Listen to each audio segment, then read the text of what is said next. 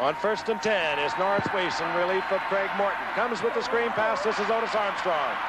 Boy. And Otis tangles up with Fred McNeil, and he wins about a 2-yard battle there for a gain of 6. It'll be 2nd and 4. We'll tell you about Norris Weese.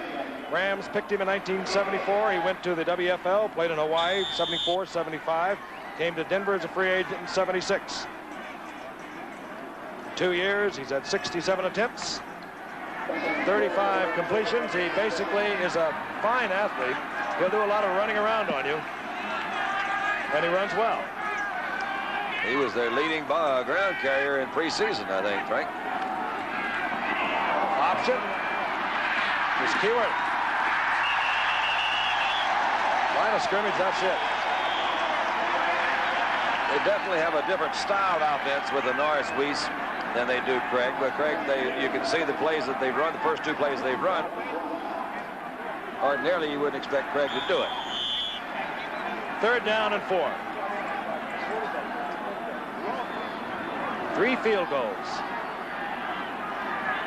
All Minnesota. 24, 46, and 21. They lead Denver 9-0.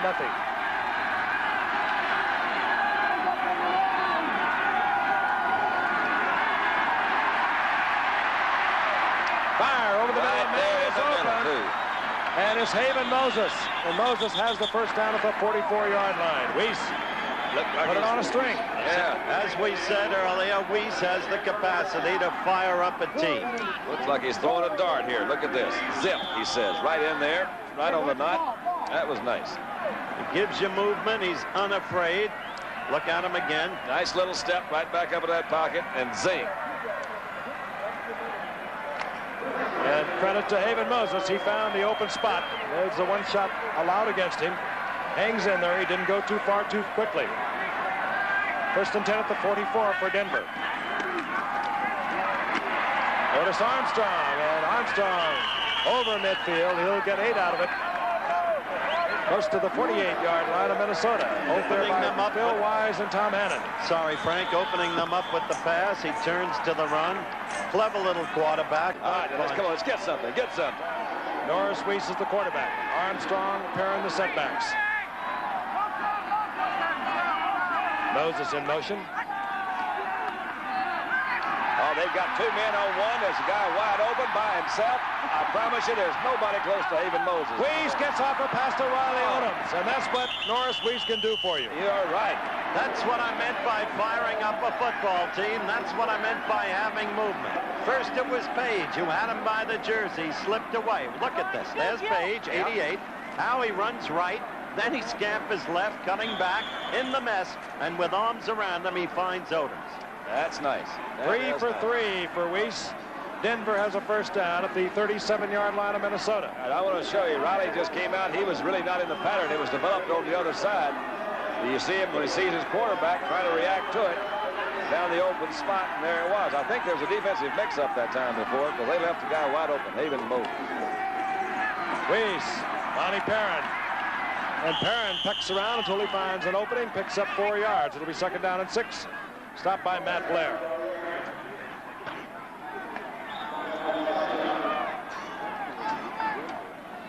Bonnie Perrin, last year, 456 yards. 5th-round draft pick back in 76. Good athlete. You saw earlier, kicking off, making the tackles on special teams. Denver trying to get back in the game. We're inside 10 minutes. They trail 9-0.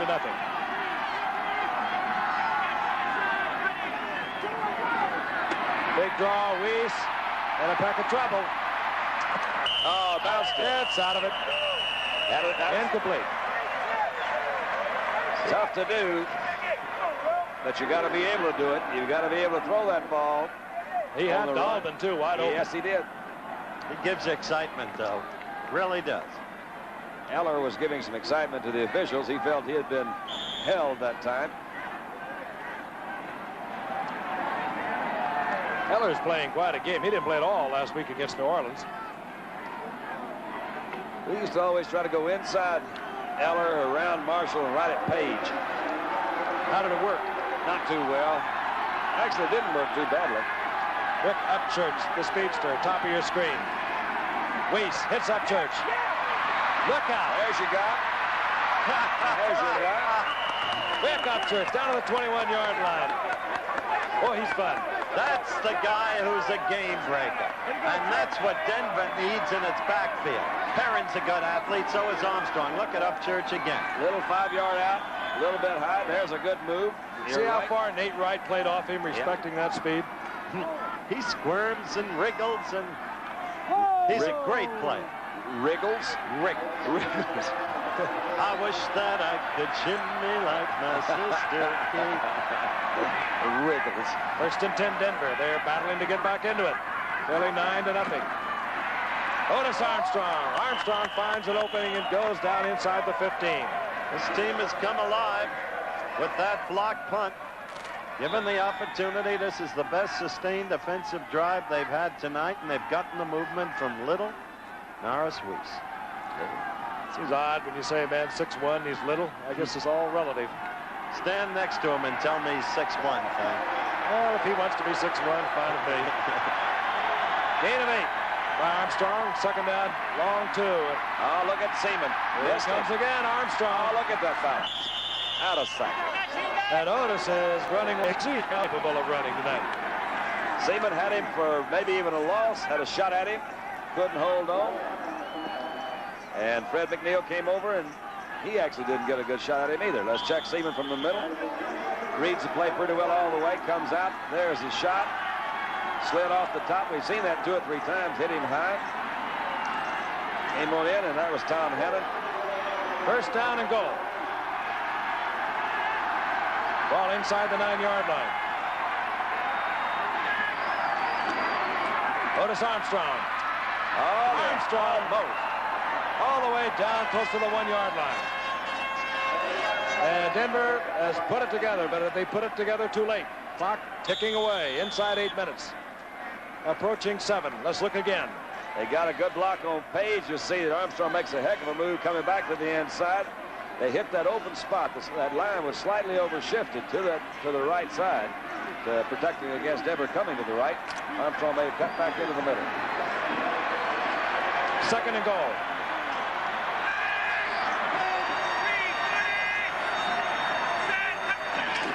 The big man, Keyworth. Oh, touchdown.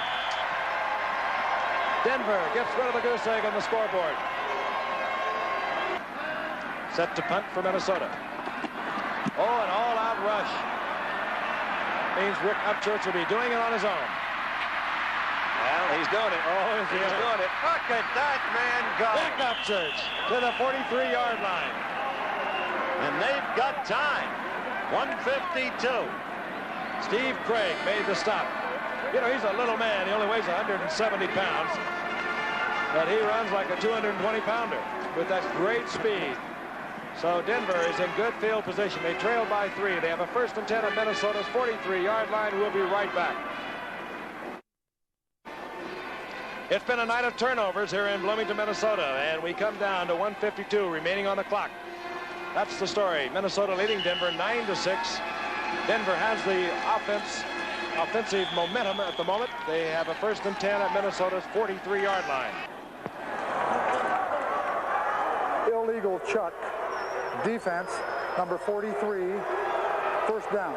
Nate Wright got into Upchurch after Upchurch had gone 5 yards downfield. Now, you can't even touch this man. Of course, he can't run into you. I guess that would be holding. How about a chucking hold? Well, I don't know. First and 10. That's the break Denver needed. Ball at the 38-yard line. Weese again. And down he goes. A whole bunch of Vikings led by Mulaney. They put it on him that time, didn't they? James White was in there. You know, I'm not so sure about the calls. Otis Armstrong was running the ball so well. They plenty of time on the clock. They need 3 points to get themselves even. You're exactly right. Yeah.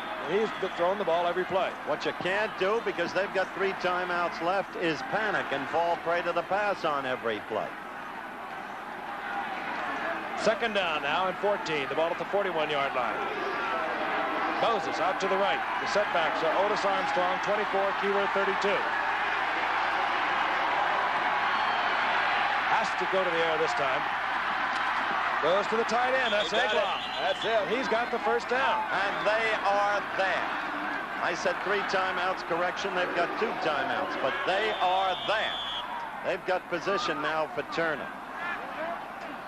So Denver calls timeout. That's the clock. And let's look again. Egloff, who replaced the injured Riley Odoms, second-year man out of Wisconsin, worked himself into the clear. He comes up with the first down. They're going to measure, but I'm sure it's academic. Well, he did get pretty wide open there. Seaman trying to go back and drop. It looks to me that maybe one of the linebackers had his back turned differently. This kid's good. Yeah. Don, we saw him against San Francisco, and he gave us a well of a game. Ron Egloff came up as a free agent. Worked his way onto the team on the special units. We saw Odoms go down a short while ago, and now Egloff, potentially a Denver Bronco hero tonight. 55 seconds on the clock, and they're getting close to Jim Turner's range. They are in range already. That's right.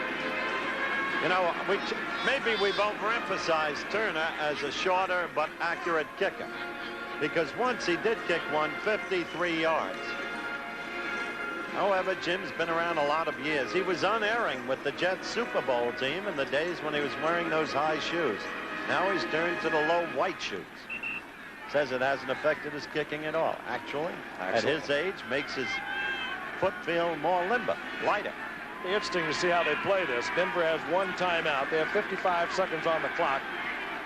To keep the ball in play, they're going to be very careful, of course, but if they keep it in play, they've probably got to save that first down to stop the clock to get the kicking team on the field. All right. On 1st and 10. Oh, he's gone. Oh, what happened? He got hit just as he unloaded, and incomplete. And a dangerous effort by this young man. And he's been shaken up. I think he's going off. I was looking downfield. I didn't see it, so let's see it again here on the air. Watch Jeff Seaman, number 50. Jeff Seaman. And that hurt Weese's knee, but he pulled himself together. He started as if he were going to leave the field, and he came back into the huddle. 51 seconds remaining. 2nd and 10. Clock, of course, stopped with the incompletion. Armstrong and Keewer at the setbacks. Armstrong. Upended, but he gets closer to a Jim Turner toe. Down to the 22-yard line. 5-yard pickup. It'll be 3rd and 5. That play really looked good coming around that corner there. I thought that might pick up more than it did, but you're right, 5 yards closer. And they are going with the hurry-up offense. They want to save that 1 timeout. 3rd down 5. Clock ticking away. 25 seconds. He's got some room. Whoops. He got it. He got him. It's Egloff. Egloff at the 6-yard line, and I believe Weese would have run, but he is limping noticeably. Feeling better now. That's it. Final timeout. 16 seconds on the clock. That was Haven Moses on the reception. I'll tell you, that little fella showed us a lot tonight. Norris Weese, gutsy guy. Remember the background. Drafted originally by L.A. Went into the upstart league. He got then 3 guys rushing there, and that line is doing a heck of a job. Yeah, tough little man, too. He'd shaken up a moment ago. I think he would have run, and Haven Moses found the open spot. Saw that 5. Quite frankly, there's some dark lights down there. You bet. Well, you know, it's just a same old story. When you break that pattern, the time it goes, then it's kind of anybody's ball game. And the advantage really is to that quarterback. He can see there's guys moving around, knows where the defense is. They'll turn around and hesitate a little bit. Phil Wise finally tackled him. You can see what that block conversion attempt meant. And now they're not going to go for the extra point on this play. No, the field goal on this play. They have 16 seconds. They can still go for the victory and have the time. They have no timeouts. With an incomplete pass, they'll have the time. Yeah, they'll try one. I kind of like this. They're not going to play it close. They're going to go to win this thing. Right. Otherwise, we face the prospect of an overtime.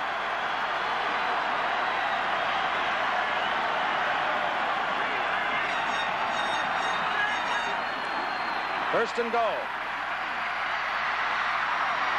Oh, and you knew he'd be careful. And he was.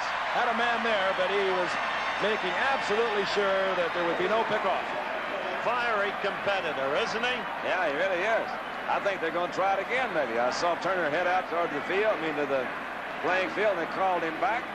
How do you like this? They could get in a little bit of trouble if Weese got trapped back there. Getting the field goal team on the field. They have no timeouts, of course. Put this game in perspective and think of that Denver defense. All the time they spent out on that field. How they held together. Kept the club in the ball game. And then this little pepper pot Weese came in and gave them the spark and life they needed. They'll let the teams get into position. Well, we'll have another huddle with the officials after this. Start the clock. 2, 1.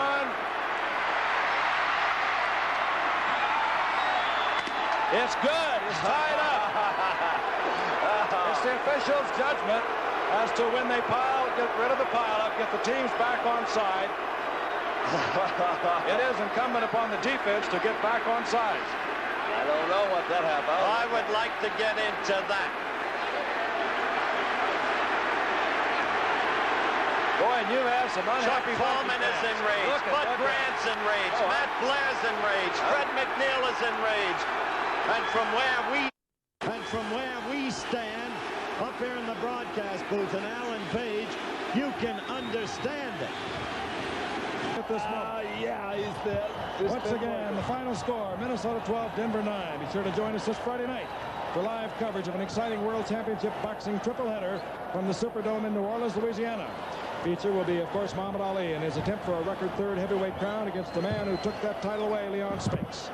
Action begins at 8 Eastern, 7 Central, and 5 Pacific time. This telecast will not be seen in New Orleans or the surrounding area. Travel arrangements made through and a promotional fee paid by United Airlines. United built the largest airline in Denver in overtime, 12-9. Too much company. It appeared that 53 Winston got his hand in there and ripped it away as well. 1:29 left. 2nd and 10 at the 25. All Pittsburgh in the first half, 21-0. They've coasted a bit in the second half. The Broncos have shown life and pulled it within 21-10. False start, number 71, offense. Penalty will go against number 71 on that, Claudia Minor. Oh, don't you do that. Don't you do that, Terry. You see the hats had Super Steelers on it. Pittsburgh offering at least a challenge to the rest of the American football country. And as tough as they are at home, there are a lot of people concerned about going in to play them in the Steel City. You can't blame them for that. A blitz on, a full blitz. Open is Odoms. Touchdown! What a throw by Norris Weese.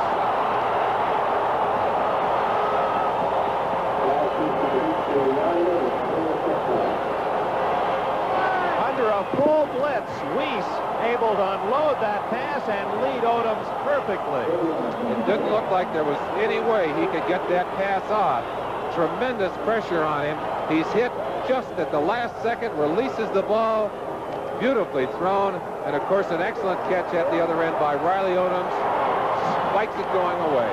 Well, you could see Weese was like a fallen tree as he unloaded that pass and was right on the money to Odoms. So it's 21-16 as the Broncos go 76 yards in 9 plays. Turner boots it home, and with 1:17 seconds left, Denver has pulled to within 4, and you know we're going to get an onside kick. We'll be back for that in a moment. The punt by Colquitt, and that's going to go way into the end zone. No question about that. In fact, out of the end zone. So from the 20-yard line, with 43 seconds left, Denver has the ball 80 yards away from a possible winning touchdown, but no timeouts. It's going to be very difficult for Weese to negotiate this. He's going to have to try to get his receivers on the sideline, try and stop the clock as often as possible. If he gets one into the middle, they'll have to hurry down the field and maybe try and catch the Steelers before they get back for a penalty, which would stop the clock. Pittsburgh brings on most of its first unit, and Ray Oldham, 25, is a 5th defensive back. The one thing going for Denver, the mobility of Weese and unpredictability to get out of pressure from that pass rush. Down the middle, surprisingly, to Moses. He's to the 50, but the clock is running. 33, 32, 31.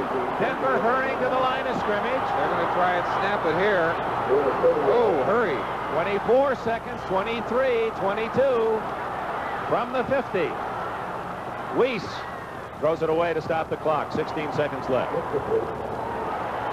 Well, as a surprise, tried to gamble on the one big bomb because Pittsburgh, as you mentioned, looking for the sidelines pass, hoping he could break Moses free down the middle. The Steeler defense playing the percentages, Dick. They're covering everything to the outside. Weese crosses them up by going into the middle, but the problem there is there's no way to stop the clock. They've got to come all the way up the field and line up. By the time they got there, they'd run off about 25 seconds off the clock, 16 seconds left. They've got probably 1 or 2 shots left, and they've got to make them count.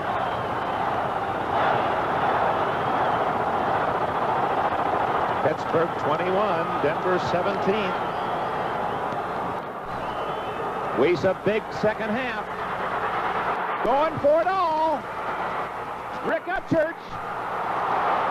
Flag. Interference in the end zone. Oh my, 7 seconds left. Rick Upchurch may have been injured on the play. Interference has been called against the Steelers in the end zone. First and goal at the 1 with 7 seconds left. Let's go look at the end of that play. It looked like Upchurch's face mask may have been hooked. Right there, you see his head snap back. That's Oldham, number 25, a reserve who's in the game. Still has a hold of the face mask. Looked like he twisted Upchurch's head back a little bit. Let's hope that it's just a slight injury. You wouldn't want to see a player injured on such a great play at the end of the game as that. But no question, Merlin, an excellent call by the official. Norris Weese getting a little extra time as he scrambled away from the rush. The official rushed. You see his position. Oldham right there. I don't even think he was conscious of what he had in his hand. Certainly didn't appear that he had any intent of injuring Rick or Upchurch, but there's the flag. You see how quickly it was called. And Upchurch is now being helped to his feet. He looks like he's all right, and that's good news for us. I'm sure good news for everyone here. We're going to take him right into the Denver clubhouse. Here it is, folks. After a 21-0 Pittsburgh halftime lead, Denver has a chance to win it on probably the last play of the game. If they go for a run, that is the last play. They can't stop the clock. And Norris Weese, of course, has that potential of the run pass. Norris Weese loves to go for that rollout pass, which gives him both options in this situation. He is a good runner, and he has thrown the ball beautifully today. What a great second half comeback he has engineered. And watching the first half, we've had 2 ball games. Pittsburgh won the first one. Denver appears to have won the second one. Maybe they're going to win the war as well. Norris Weese with a brilliant second half. Look, he's taking charge of that middle. Otis Armstrong comes in from the sidelines with a possible suggestion. I don't know whether he didn't want to play from the sideline. I think he called his own play. Oh, he's upset, too. Oh, he said, hey, I had the play called. Well, Norris Weese perhaps trying to give Red Miller some thoughts about who is he going to start 2 weeks from now. Well, here it is, folks.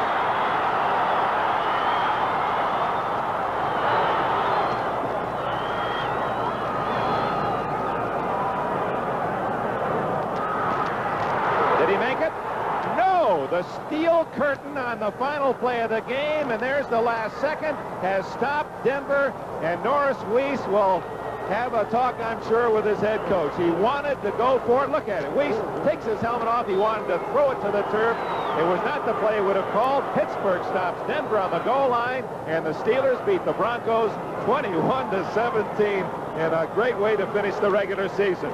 As you look at the last play, the executive producer of NBC's NFL Football is Don Ohlmeyer. Telecast of today's game produced by Michael Weissman and directed by Ken Fouts. Our technical director, we don't have one, at least listed, and Jim Marcione was associate director. Ray Figelski was our technical director.